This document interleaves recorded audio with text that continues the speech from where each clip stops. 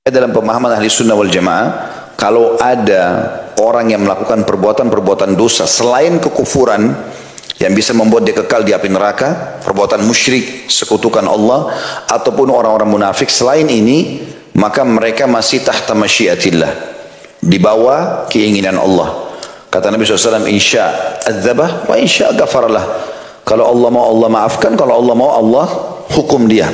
Tapi umumnya rahmat Allah luas. Tapi kalau berhubungan dengan dosa kita, kesalahan kita sama manusia, ini berat. Karena kata Nabi SAW dalam hadis yang lain, sesungguhnya ada satu hal yang Allah tidak akan maafkan di timbangan amal sampai pemiliknya ridho, yaitu hubungan seorang makhluk atau manusia sama manusia yang lainnya. Oleh karena itu teman-teman, jangan pernah punya musuh di muka bumi. Maksudnya ada hak orang lain pada kita. Kalau ada orang musuhin kita, terserah dia. Selama kita benar di jalan Allah, nggak usah peduli. Itu biasa. Nabi Muhammad SAW sendiri manusia sempurna, tapi ada orang munafik, ada orang-orang yang tidak suka dengan beliau. Tapi yang tidak suka pasti orang yang berbeda jalur. Ya, tidak mungkin orang beriman benci orang beriman yang lainnya. Ya, pasti yang benci juga dia adalah orang yang bertolak belakang. Seperti itulah. Selama bukan kita yang mengambil haknya orang lain. Kalau ada di sini, mohon maaf, saya bahasakan, saya tidak tahu, ya, tapi saya cuma memberikan nasihat saja. Kalau ada di antara anda yang masih ada hak orang lain padanya, segera selesaikan. Jangan tidur malam ini kecuali sudah minta petunjuk kepada Allah Subhanahu wa taala. Ya Allah, mudahkan kalau seandainya masih ada hakmu atau hak makhlukmu yang belum aku tunaikan, ya ingatkanlah dan mudahkan. Nah, jangan sampai kita meninggal sementara masih ada hak orang lain. Sekecil apapun hak orang itu, walaupun cuma 10 ribu rupiah, 5 ribu rupiah, 1.000 rupiah saja misalnya, atau kita pernah injak sendalnya dan dia tidak suka, atau apalah hal-hal kecil, kita pernah pakai pulpennya tanpa izin. Ini kita bicara hal kecil, apalagi hal-hal yang besar gitu kan. Maka itu sudah cukup untuk dia panen pahala kita hari kiamat. Dan kita tidak pernah tahu, mungkin saja dengan satu pulpen yang pernah kita ambil dari teman, mengambil seluruh pahala sholat kita. Allahu a'lam. Tapi yang jelas Nabi menggambarkan orang-orang yang melakukan atau punya masalah dengan manusia di dunia pasti akan muflis pada hari kiamat. Muflisnya bangkrut total, habis semua pahalanya.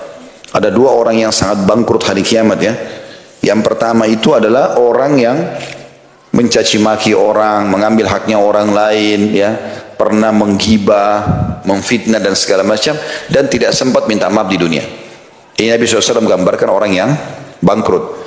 Yang kedua adalah orang yang datang membawa pahala bergunung-gunung, sampai Nabi SAW gambarkan seperti gunung-gunung di Tihama. Ada satu wilayah penuh dengan gunung-gunung batu besar, tapi Allah akan hancurkan seluruh pahala-pahalanya itu menjadi seperti debu yang berterbangan, karena dia sering melakukan perbuatan dosa di saat dia sendirian.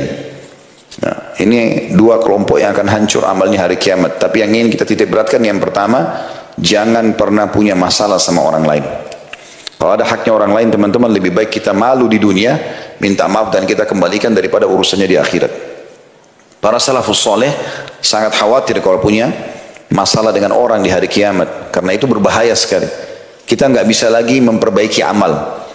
Kata Ali bin Abi Thalib, hati-hatilah, di dunia kalian bisa beramal belum ada hisab, tapi di akhirat kalian tidak bisa beramal dan ada hisab. Nggak bisa kita perbaikin. Kalau misalnya pahala sholat kita sudah diambil oleh orang, kita nggak bisa kembali sholat lagi buat yang baru, nggak bisa. Berarti sudah hilang itu selamanya. Maka harus hati-hati teman-teman. Jangan pernah lahirkan musuh. Berakhlak mulialah. Jangan balas kebodohan dengan kebodohan. Jangan orang gibah, kita gibah. Orang fitnah, kita ikut fitnah. Dia dihukum, kita dihukum. Harus jadi orang yang cerdas. Balas keburukan-keburukan orang itu dengan kebaikan. Biarkan dia buruk, urusan dia. Kita nggak seperti itu. Kita nggak usah ikut-ikutan. Ya. Allah punya cara nanti memperlihatkan siapa yang salah dan siapa yang benar. Ya, itu tidak butuh waktu yang lama kok. Kalau ada orang suka gosipin bapak ibu, orang fitnah, kita nasihatin, dia nggak mau dengar, ya sudah. Tapi Allah punya cara membongkar dia, dan itu tidak lama, di dunia sebelum akhirat. Dan di akhirat kalau dia tidak minta maaf selama dunia, pasti kita akan panen pahalanya. Senyum saja. Ini orang fitnah saya Ustaz, ini orang gibah saya, senyum, balas dengan senyum, malah bersyukur, hari kiamat saya akan panen pahalanya.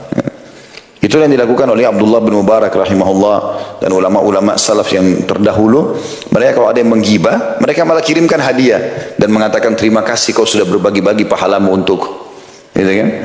Jadi nggak usah pegel dengan itu. Ya, karena bukan kita sendiri, tapi semua orang. Siapa di antara kita yang belum pernah digosipin orang lain? Siapa di antara kita yang tidak pernah ditipu? Semua orang merasakan itu kan? Maka ini pasti terjadi sebagai ujian dalam kehidupan kita.